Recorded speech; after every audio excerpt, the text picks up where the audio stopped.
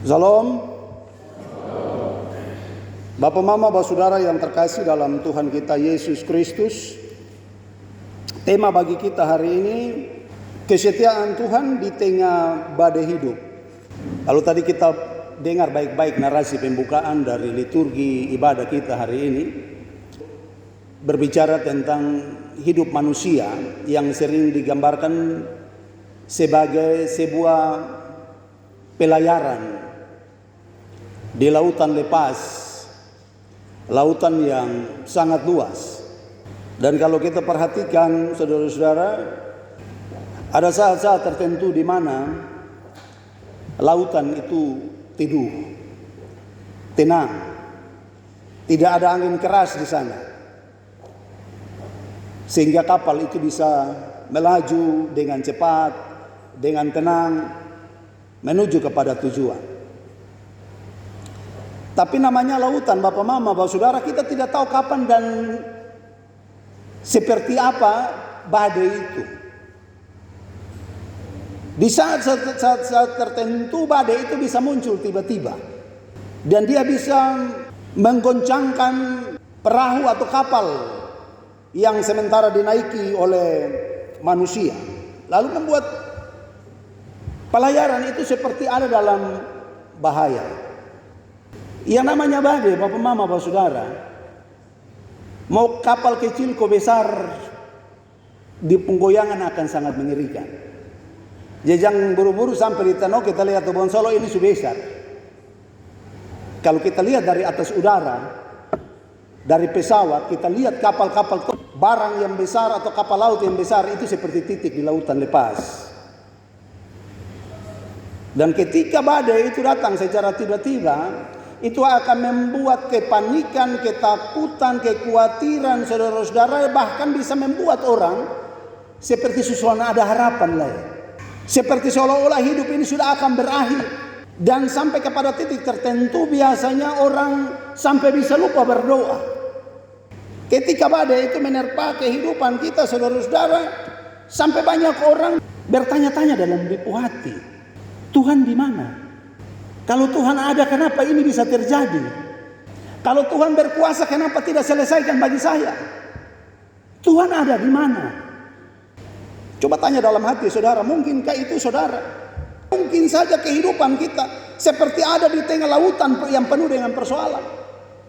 Masalah relasi rumah tangga yang tidak baik-baik saja. Lalu kita bilang, Tuhan di mana?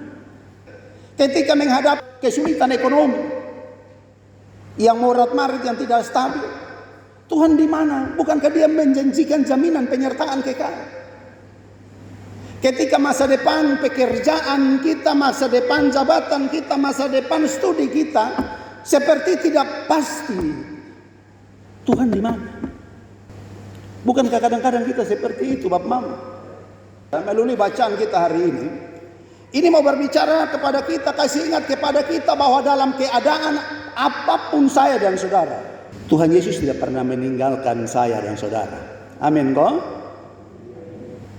Bahkan di tengah-tengah badai sekalipun, Dia tidak pernah meninggalkan saya dan saudara.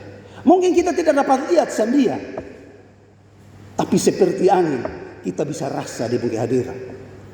Sebenarnya saudara-saudara, ketika kita makin diterpa badai, ketika badai itu serasa begitu hebat dan luar biasa, sepertinya kita sudah tidak mampu lagi.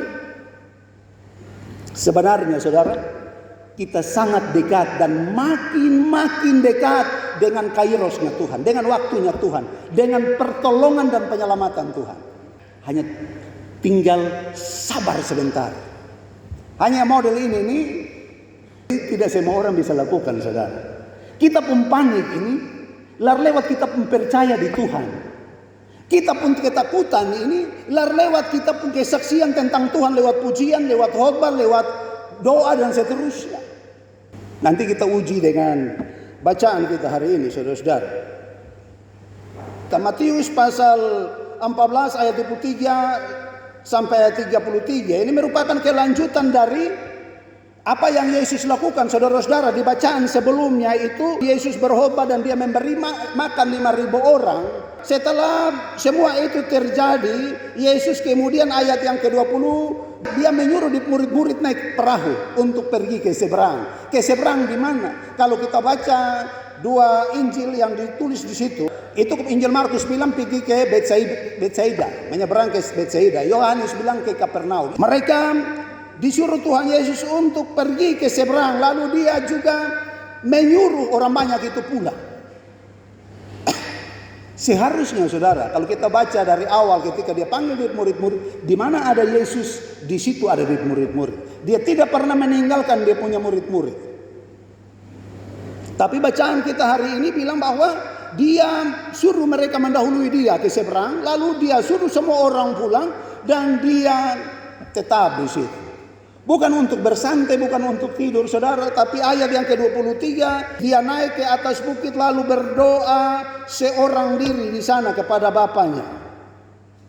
Ini jadi teladan bagi saya dan saudara. Yesus yang adalah anak Allah itu, dia terus bergantung kepada Bapanya. Sebelum dia melakukan sebuah pelayanan tugas yang baru, dia selalu datang bicara dengan Bapa. Untuk pekerjaan-pekerjaan selanjutnya. Ini mau kasih tunjuk keteladan kepada saya dan saudara. Sebelum kotong kerja bapak mama bapak saudara, anak-anak dorang sebelum belajar, ketika nanti kita bersidang tanggal 7-8 itu minggu depan lagi, sebelum bikin keputusan, harusnya kita datang kepada Tuhan untuk berdoa kepadanya. Di situ kita membangun relasi pribadi yang intim. Kita mau bicara dengan Tuhan.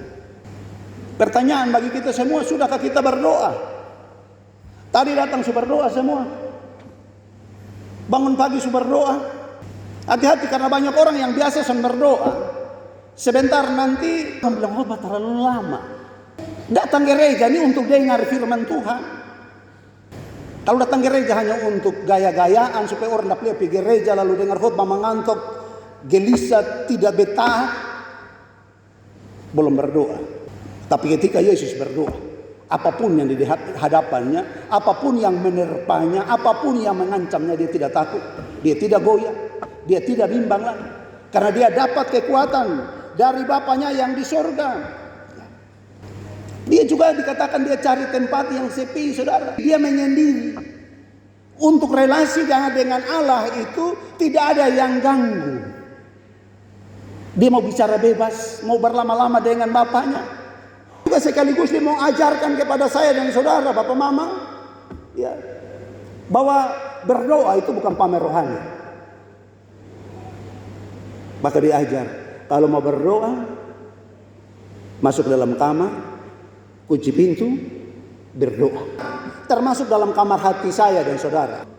Kan tidak mungkin kita turun penghijauan, kita tutup mata bilang mari kita berdoa. Lepas setir motor, lepas setir oto begini. Nah ini kira-kira apa yang terjadi di patung burung sih? Masuk ke kamar hati, kita menyepi. Lalu bicara dengan kita Bapa di surga. Nah saudara-saudara, sementara Yesus berdoa, ayat 24, mereka diombang-ambingkan dengan gelombang dan angin sakal.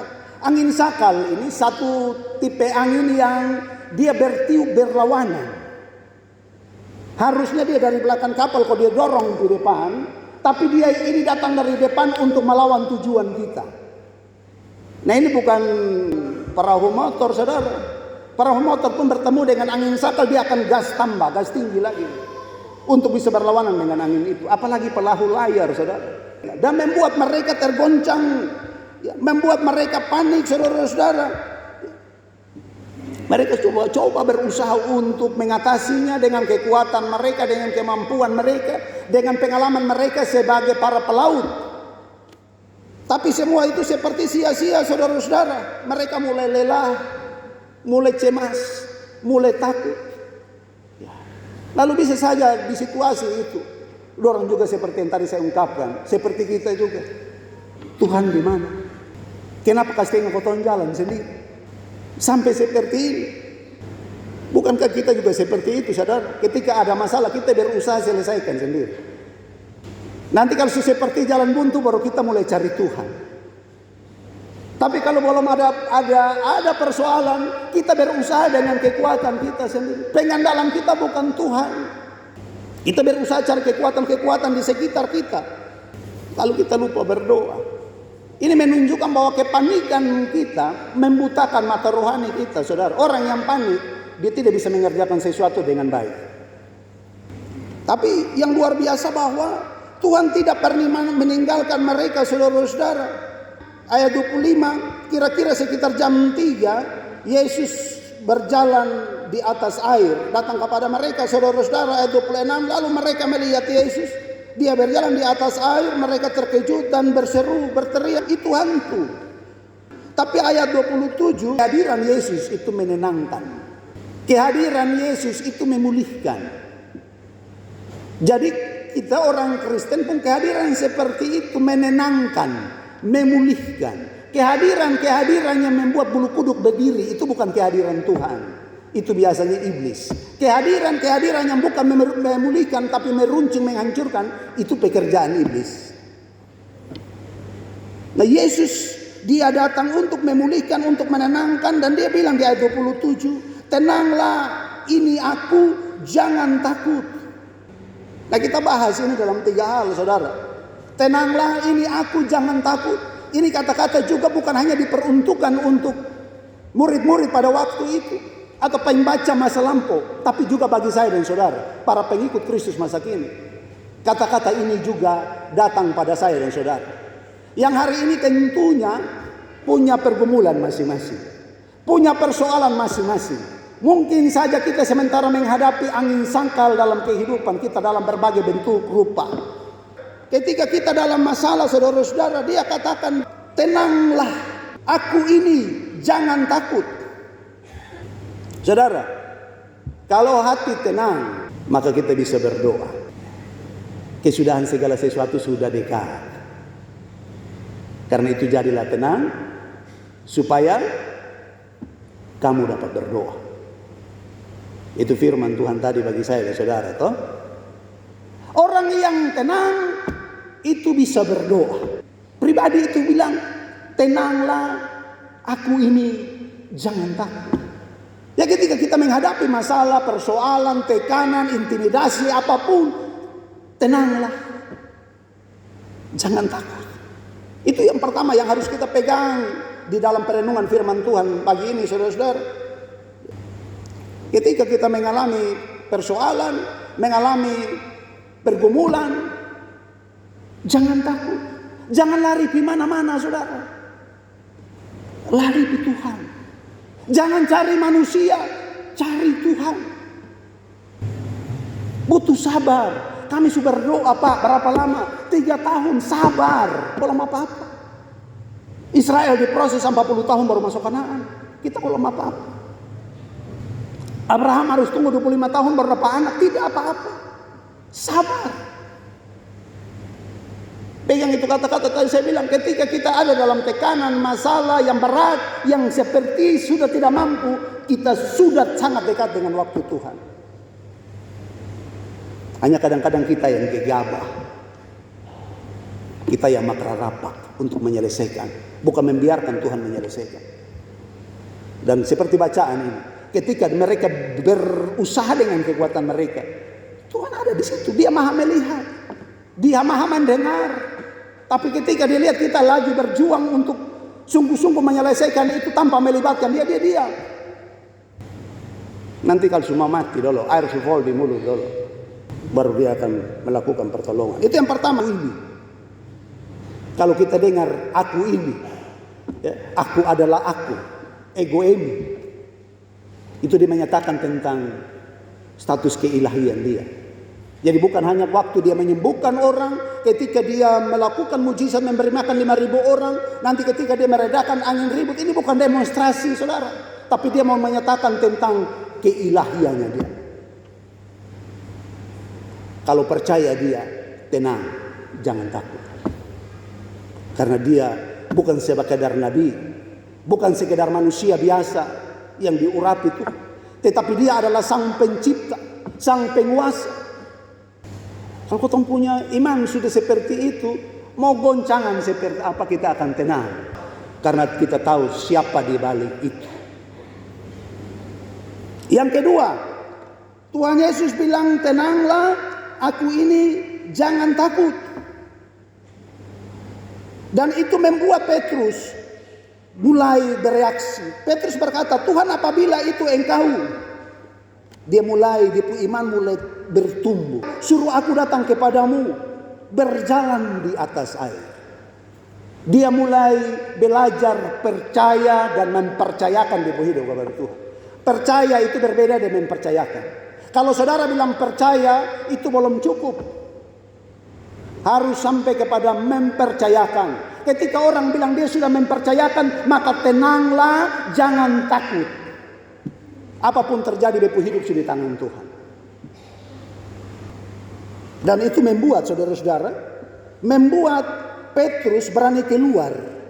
Karena satu perkataan, ayat 29 Tuhan Yesus bilang, datanglah. Dan di situ Petrus mulai turun, keluar dari perahu. Dan dia berjalan dalam kehendak Tuhan. Bukan dalam dia pun kehendak. Dia berjalan di atas air dengan kehendak Tuhan. Karena apa? Dia sementara fokus kepada Tuhan. Dia sementara mempercayakan hidupnya kepada Tuhan. Tetapi ketika ayat 30, ketika dia rasa tiupan angin, dia mulai rasa tiupan angin, fokusnya sudah berpindah dari Tuhan kepada masalah itu. Dia mulai takut dan mulai tenggelam. Kadang-kadang fokus kita beralih, saudara. Harusnya ketika ada masalah, fokus kita kepada Tuhan. Dan katakan kepada masalah bahwa Tuhanku besar, Tuhanku dahsyat. Bukan kita berteriak kepada Tuhan, Tuhan masalah terlalu besar, masalah terlalu dahsyat. Itu yang model ini. Dia mulai tenggelam. Karena apa? Karena dia bukan melihat Tuhan yang maha besar itu. Bahkan dia sudah menjadi saksi mata perkara-perkara ajaib yang Tuhan lakukan. Tapi fokusnya beralih kepada masalah. Dan dia mulai tenggelam. Mungkin kita juga seperti itu, saudara. Kadang-kadang sudah sampai di titik tertentu kita bilang, "Frek, cuma jadi ta'ina ta'i sudah. Kenapa? Beriman juga percuma." Itu orang-orang putus asa. Orang-orang yang putus asa itu tidak apa-apa. Pasti binasa. Jadi kita harus percaya sungguh-sungguh. Tapi fokus itu jangan beralih. Setiap kita tiap hari akan berhadapan dengan angin-angin sakal dalam kehidupan kita. Banyak versi kita akan ada. Fokus kita harus ke Tuhan. Jangan mau digoyahkan oleh apapun. Angin sakal seperti apapun jangan pernah menggoyahkan saya dan saudara. Hal yang ketiga yang terakhir kita belajar dari kisah ini. Taat. Kalau kita sudah dengar, kita sudah baca, kita sudah renungkan, hidupi. Tenanglah, aku ini, jangan takut. Taat. Dalam ketidaktahuan mereka tidak bertanya kepada Tuhan. Naik perahu dan mendahului aku, berangkat mendahului aku ke seberang. Dorang tidak tanya, dorang taat. Orang-orang banyak yang dikenyangkan dengan mujizat Tuhan itu suruh pulang. Tuhan bilang kepada Petrus, datanglah. Dia taat. Dia tidak tanya, bilang bekas celop kaki ini masuk air ke sana Tuhan. Dia taat. Walaupun hampir tenggelam. Dia hampir ditelan badai. Tapi di ketaatan itu luar biasa. Jadi kalau bilang percaya Tuhan, taat, saudara. Ya. Orang yang tidak taat itu orang yang tidak percaya. Engkau mau berdalih, mau bilang apa kok. Itu tidak taat. Sebenarnya Pak, beta mau ibadah kaum bapak, tapi itu dia tidak taat lagi itu. Dia semua feos angkotong itu. Kalau taat tidak ada kata tapi. Walaupun seperti mustahil, taat. Petrus hampir tenggelam, saudara. Ya kadang-kadang bahaya, badai menerpa kita. Bukan karena kita yang salah. Tapi seringkali Tuhan izinkan kita berhadapan dengan badai. Yang pertama untuk apa? Tuhan mau uji iman kita. Apakah sungguh-sungguh dia percaya dia? Saudara masih ingat kisah tentang Ayub? Ayub begitu taat setia kepada Tuhan. Tuhan tidak ragu. Setan datang, dia pun taat ini karena Tuhan berkati dia. Tuhan lindungi dia. Coba kasih tengok beta bikin sendiri. Potongnya dia masih taat ke sana. Dan terbukti dia tetap taat setia. Jadi kalau kita bilang kita percaya Tuhan, kita harus taat, saudara-saudara. Ya. Tuhan izinkan persoalan, masalah, badai kita hadapi. Tuhan mau uji iman saya dan saudara. Apakah benar-benar engkau beriman? Apakah benar-benar engkau taat? Yang kedua, Tuhan mau membentuk saya dan saudara. Tidak ada barang yang berkualitas tinggi tanpa proses yang benar, saudara. Proses yang rumit. Ya. Biasa proses instan itu hasilnya instan. Tapi proses yang benar, yang walaupun menyakitkan, walaupun lama, saudara, itu biasanya hasilnya baik.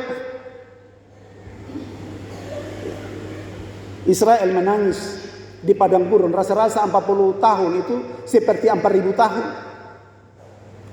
Tapi di proses begitu luar biasa, saudara. Lihat sekarang siapa yang melawan dia? Bagaikan titik di atas tanah pasir itu. Orang mau hapus biar peta Arab, tidak bisa. Karena dia alami proses yang bukan main-main. Dia dibentuk oleh Tuhan dengan begitu dasar dan luar biasa. Jadi kalau hari ini kita diizinkan Tuhan hadapi badai, persoalan, Tuhan mau melatih saya dan saudara. Tuhan di tengah-tengah badai. Dia mendahului murid-murid di tengah-tengah badai itu. Dia ada di dalam badai itu. Dan dia menenangkan badai itu. Ketika Tuhan Yesus dong ajak masuk dalam perahu. Firman Tuhan hari ini bilang, lalu badai itu pun reda, saudara-saudara. Ya. Petrus hanya berteriak ketika dia bertenggelam. Tuhan tolonglah aku, ini keluar dari hati. Dia sadar bahwa dia tidak mampu, dia tidak berdaya, dia tidak berkuasa. Ya. Dia lemah, dia terbatas, maka dia berteriak kepada Yang Maha Kuasa yang tidak terbatas itu. Tuhan tahu di puisi hati. Walaupun pendek tapi pesannya, maknanya dalam sekali. Dia butuh pertolongan Tuhan. Dan teriakan yang pendek itu buat Tuhan pun tangan terulur. Ambil dia, tarik dia keluar. Lalu keduanya naik ke atas perahu dan angin itu pun reda. Nah, saudara-saudara yang terkasih dalam Tuhan kita Yesus Kristus, kita yang sementara ada dalam persoalan, kita yang sementara ada dalam permasalahan rumah tangga, pekerjaan, studi, masa depan, perjodohan, atau lagi bergumul untuk dapat keturunan, atau lagi bergumul untuk hal-hal apapun, saudara-saudara, ketika saudara menghadapi itu, jangan ragu datang ke Tuhan. Jangan ragu untuk berteriak kepada Tuhan, Tuhan tolong aku. Dan seperti kata pemazmur pasal 37 ayat 5, dia bilang bahwa serahkanlah hidupmu kepadanya dan Tuhan akan bertindak. Kalau ada masalah, undang Tuhan masuk dalam perahu hidup kita. Perahu yang penuh dengan masalah. Karena ketika pribadi ilahi itu masuk, angin ribut pun reda. Badai itu akan berlalu, saudara-saudara. Ketika Yesus ada di dalam kehidupan saya dan saudara, dia akan memberikan ketenangan, dia akan memberikan pemulihan. Karena dia adalah Allah yang setia. Seperti tema kita hari ini, kesetiaan Tuhan di tengah badai hidup. Karena itu belajarlah untuk jangan takut. Belajarlah untuk tenang. Supaya kita dapat berdoa dan merespon semua perintah Tuhan, kehendak Tuhan dengan taat dan setia. Tuhan berkati kita dengan firman-Nya. Amin.